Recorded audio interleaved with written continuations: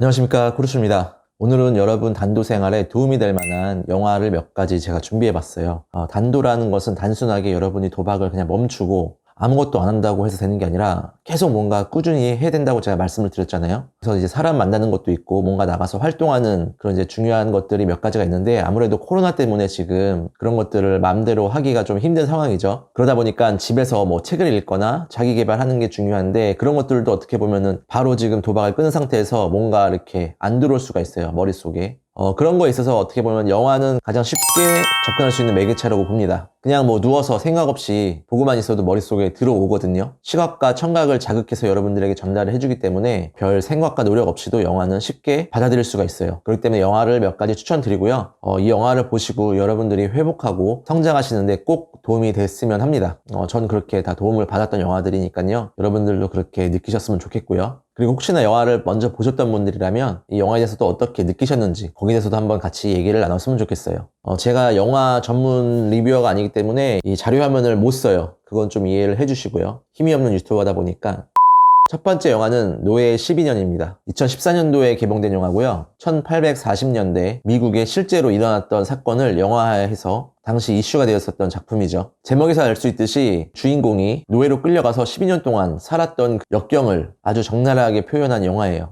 이 흑인은 사실 노예가 아니었어요. 자유인이었어요. 바이올린을 하는 음악가였는데 아주 집안도 화목하고 잘 살고 또 재능도 있는 이 음악가가 어떤 고계단에게 설득을 당합니다. 지금보다 더 많은 주급을 주겠다, 그리고 더 많은 보너스를 주겠다, 이렇게 해가지고 달콤한 유혹에 승낙을 하고 바로 어딘가에 납치가 되고 눈 뜨고 나니 노예가 된 거예요. 그래서 자기 이름도 바뀌고 영문도 모르는 곳에 팔려가서 노예로 12년 동안 끌려가서 아주 인간답지 못한, 짐승보다 못한 그런 삶을 살면서 지내는 그 과정을 그리고 있어요. 그런데 이걸 왜 제가 추천해드렸냐? 바로 도박 중독자의 삶이 이 노예 삶과 다를 게 하나도 없습니다. 도박하신 분들은 아시겠지만 이 주인공처럼 아주 간단하게 승낙을 해요. 도박에 대해서. 이 주인공도 그냥 누가 와서 지금보다 조금 더 나은 조건을 제시하니까 돈을 더 받겠다고 하니까 거기에 오케이 하고 갔을 뿐이에요. 그런데 자기도 모르는 곳에 팔려가서 자기도 모르는 사이에 이미 노예가 돼버린 거죠. 이름도 플랫으로 바뀌었는데, 플랫 음악적 뜻이 뭐죠? 반음 내려서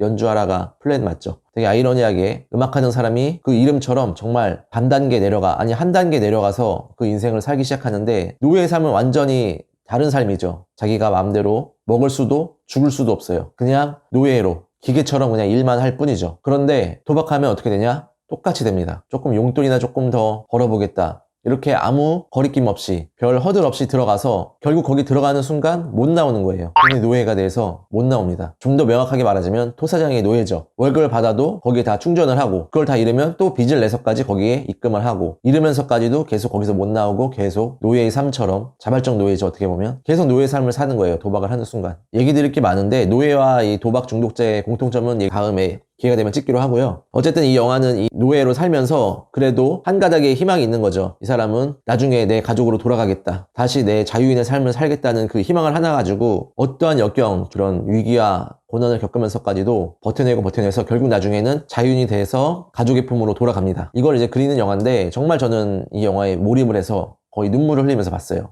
이 12년 동안 노예의 삶이 마치 제가 도박했던 그 과정 같았고, 또 이 나오는 과정 역시 너무 힘들다는 거죠. 도박을 한번 접한 그 대가가 너무 가혹하다는 거죠. 근데 어쨌든 간에 결국 이 사람은 자유인으로 돌아왔고, 저도 어쨌든 지금 목표는 도박하기 전 그 삶으로 돌아가는 게 목표이기 때문에 저도 지금 꿋꿋하게 이겨내기 위해서 노력하고 있습니다. 아무튼 여러분들도 이 영화를 보시고 희망을 꼭 갖고 버티다 보면은 다시 돌아올 수 있다는 걸 영화가 말해주니까, 여러분들도 자유롭고 아주 작은 거에도 행복을 느낄 수 있는 그런 삶으로 돌아오시길 바라겠고요. 도박을 하는 순간 항상 누군가에게 쫓기고 눈치를 보게 돼 있어요. 그런 노예 같은 삶 살지 맙시다. 그리고 영화 자체도 너무 훌륭하고 연출력이나 배우들도 너무 훌륭해요. 마이클 패스벤더나 베네딕트 컴버배치, 브래드 피트, 루피나 뇽, 다 이제 쟁쟁한, 어느 영화에 나와도 다 주인공으로 나올 수 있는 만한 배우들이 거의 뭐 조연급으로 한 배역씩 차지하고 있는데, 아주 영화 자체가 재밌으니까 한 번쯤 보시길 바라겠고요. 두 번째 추천드릴 영화는 투포더먼입니다. 이 영화는 알파치노가 나와요. 제가 좋아하는 배우 알파치노가 나오고 매튜 머커너이라는 배우가 유명한 미식 축구 선수로 나옵니다. 그런데 부상을 당해요. 부상을 당해서 방황을 하다가 그냥 이 스포츠 분석하는 이런 회사에 들어가서 영업사원처럼 일을 합니다. 사람들한테 전화를 해서 이번 경기 뭐가 좋으니까 이번 경기 뭘 걸어라. 이런 아주 단순한 말단 영업사원에서 시작해서 자기가 이제 선수였다 보니까 뭔가 자기 나름대로 분석을 해요. 근데 이 분석하는 승률이 점점 높아지고 하면서 이 알파치노가 운영하는 거대한 스포츠 회사에 들어갑니다. 그리고 여기서 이제 패널로 활동하면서 유망한 픽스터가 돼요. 그래서 어떻게 보면 이 영화는 도박이 갖고 있는 이런 약간 화려함을 좀 보여줘요. 이 화려함을 보여주면서 선수로는 실패를 했지만 도박 경기를 분석하고 예상하는 픽스터로 성공을 하면서 뭔가 아주 화려한 삶을 살죠. 그런데 여러분 아시겠지만 도박을 하면은 항상 좋은 것만 있지 않고 끝은 항상 나빠요. 끝이 나쁘다는 거는 진리입니다. 그래서 이 주인공도 계속 승승장구 하다가 결국 점점 승률이 떨어지고 사람들의 원망을 받기 시작하죠. 이 사람이 추천한 경기에 아주 큰 돈을 걸어서 인생 망친 사람들도 한둘씩 나오기 시작하고 그런 것들을 보면서 인간으로서 남에게 피해를 주고 있는 그런 행동을 자기가 하고 있다는 걸 느끼면서 발을 빼려고 하는데 이미 늦은 거죠. 중독이 이미 돼버린 거고 자신이 거기 나올 수가 없는 거예요. 이 사장 역시 도박 중독자로 나오는데 못 나오는 거예요, 거기서. 그런데 계속 경기는 찍어야 되고 자기는 계속 틀리고 그러니까 나중에는 그냥 찍기로 가요, 찍기. 선수 생활을 몇십 년 동안 해서 모든 경기를 다 알 것 같지만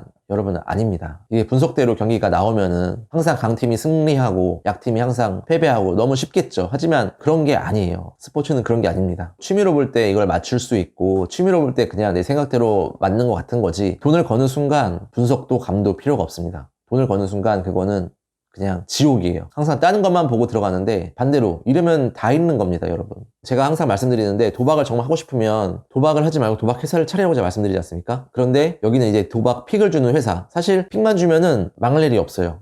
그쵸? 내가 이거를 사라고 추천해주고 돈을 받는 거기 때문에 그렇다고 이거를 틀렸다고 해서 이 사람한테 돈 물어주지 않아도 되고 그런데도 이런 회사조차 망해가는 모습을 보입니다. 왜냐? 사장과 직원이 다 도박 중독자예요. 결국 이거는 이제 도박하는 사람들의 흥망성쇠를 보여주는데 그런데 이 도박을 하게 되면 그 바닥을 훨씬 더 빨리 볼 수 있어요. 그러니까 여러분도 항상 이 도박을 하는 동안은 모르겠어요. 재미도 있겠죠. 도파민이 나오니까 재미도 있고 뭐 그 순간만은 뭐 스트레스 잊을 수도 있고 하겠지만 결국 끝은 이렇게 안 좋다. 이거를 항상 명심하시고 가볍게 영화를 보셨으면 좋겠고요. 예전에 이렇게 이 사람처럼 픽서를 꿈꿨었어요. 저도 글을 쓰는 걸 좋아하고 스포츠 보는 걸 좋아하기 때문에 저도 그렇게 성공할 수 있다고 생각을 한 적이 있었고 잠깐이나마. 하지만 그걸 직접 해보면 얼마나 스트레스 받고 위험한 일인지 알 수 있습니다. 누군가 인생을 망칠 수도 있는 일이니까요. 본인 인생도 망가지게 되고요. 이런 영화를 좀 간접적으로 보시고 본인이 어떻게 갈 것인가를 좀 한번 보시는 것도 좋은 방법입니다. 세 번째 영화는 가장 최근에 넷플릭스를 통해 개봉되었던 언컷 잼스라는 영화예요. 언컷 잼스 말 그대로 깎이지 않은 보석, 긁지 않은 복권 같은 거죠. 여러분은 항상 이 도박을 하면서 이 긁지 못한 복권을 어떻게든 긁어서 1등을 만들려고 애쓰고 살아가요.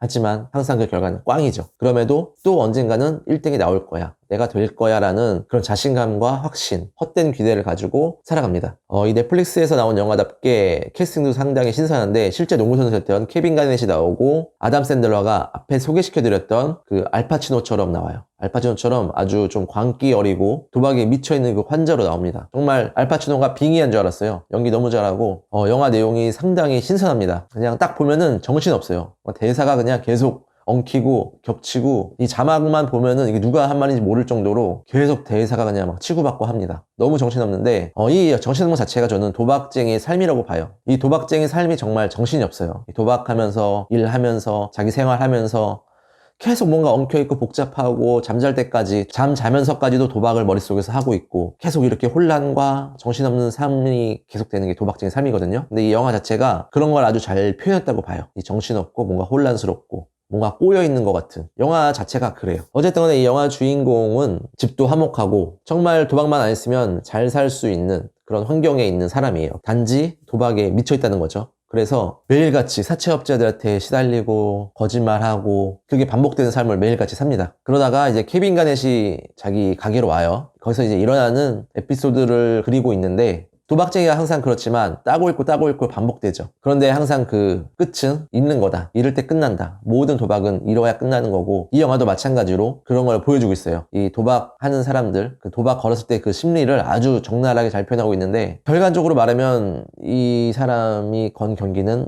맞아요. 맞는데 그 끝은 최악으로 끝납니다. 이거 스포가 되기 때문에 제가 말씀은 안 드리겠고, 아무튼 이 영화도 상당히 이 도박하는 사람들의 심리를 잘 표현한 영화이기 때문에 여러분들이 한번 보셨으면 좋겠어요. 정말 화려해 보이고 누가 보면 부러울 수도 있는 삶인데, 그 내면, 겉으로 보기엔 그렇지만 그 내면은 정말 항상 누군가에게 쫓기고 불안하고 지옥과 같은 삶이다. 이걸 아주 잘 보여주는 영화라고 할 수 있겠습니다. 도박의 끝은 이렇다. 이거를 딱 보여주는 영화니까 보셨으면 좋겠고요. 네 번째 영화는 갬블러입니다. 제목에서 딱 나오죠. 갬블러. 마크 월버그가 주연했고요. 아주 내면적 연기를 잘 펼친 영화예요. 이 영화는 여타 다른 영화처럼 화려하고 진행이 빠르고 그러진 않아요. 도박 영화들이 약간 액션도 좀 들어있고 화려하고 빠르고 이런데, 이 영화는 상당히 정적입니다. 그리고 이 주인공도 대학 교수로 나오거든요. 집도 잘 살고 외모도 멋있고 집안도 좋고 학력도 좋고 모든 게 완벽한데 딱 하나 도박을 해요. 그게 아주 치명적인 흠이라는 거죠. 그래서 인생이 망가집니다. 대학 교수지만 집도 잘 살지만 항상 사채업자들한테 시달리고, 집에서 그걸 갚아주면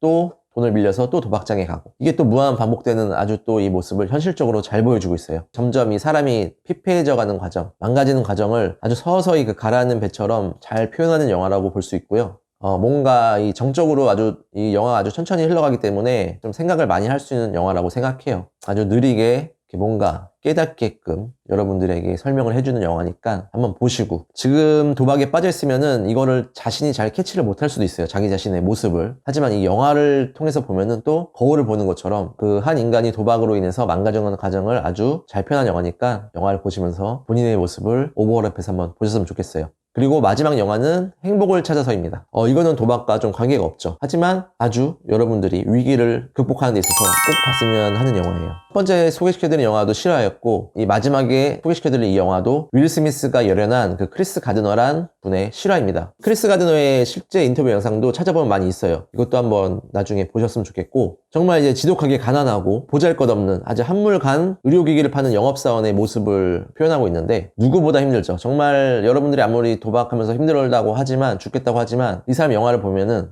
내가 여기서 죽을 게 아니구나 이런 생각을 들 겁니다. 왜냐면 이 사람은 정말 잘못한 것도 없어요. 열심히 노력하고 열심히 사는데도 힘들어요. 그 힘든 거를 근데도 포기하지 않고 계속 그거를 어떻게든 바꿔나가고 나아지려고 발버둥 치는 모습을 영화가 그리고 있어요. 이걸 보시면 정말 많은 걸 느끼실 수 있고 배우실 수 있을 겁니다. 인생이 정말 바닥이고 내가 이제 더 이상 일어날 길이 없다라고 절망적이라고 생각할 때 이 영화를 한번 꼭 보세요. 그리고 어떻게 삶을 대처하는 방식을 내가 가져야 되는가, 어떻게 내가 마음가짐을 다시 먹고 이 위기를 극복해 나가야 되는가를 한번 영화를 통해서 한번 배우시길 바랍니다. 정말 신은 여러분에게 감내할 수 있는 고통과 시련만 준다고 하지 않습니까? 아마 그 고통은 가장 큰 게 돈일 텐데, 그 빚도 마찬가지로 여러분들이 갚을 수 있는 그 빚만 여러분이 지게 돼 있어요. 아무리 사채업자라고 해도 여러분한테 돈을 못 받을 것 같은데 빌려주진 않습니다. 어딘가에 무언가로부터 뜯어낼 게 있으니까 빌려주는 거예요. 그 말은 여러분들이 도박만 안 하면 갚을 수 있는 돈입니다. 그러니까 그 돈 누가 빌렸어요? 여러분이 도박하려고 빌렸잖아요. 그럼 이제 대가를 치러야 할 때거든요. 그러니까 자꾸 남 탓, 무슨 다른 탓 하지 마시고 그냥 본인이 한 거 그냥 쿨하게 인정하시고 받아들이시고 갚아나가면 다 갚을 수 있어요. 시간이 걸릴 뿐이지. 다만 이제 그거를 빨리 갚을 수 있다, 쉽게 갚을 수 있다, 이제 그런 게 이제 없어진 것 뿐이에요. 어떻게든 내가 일해서 노력하면 바꿀 수 있고 갚을 수 있는 거니까 천천히 지금부터 하나하나씩 갚아나가시길 바라겠고요. 앞에 소개시켜드린 영화들 한번 보시면서 다시 한번 마음을 잡고 이 위기를 함께 극복해 나갑시다. 저도 지금 다 끝난 게 아닙니다. 저도 계속 진행 중이고, 많은 분들이 저한테 말을 걸어 오시는데 제가 볼 때는 아직 저보다 힘든 사람 못 봤어요. 그러니까 좌절하지 마시고 쉽게 포기하지 마세요. 인생이 그렇게 쉽게 포기한다고 포기되는 것도 아니고, 어차피 살아야 될 거면 열심히 살고 빨리 이걸 극복해내려고 노력합시다. 그거밖에 방법이 없습니다.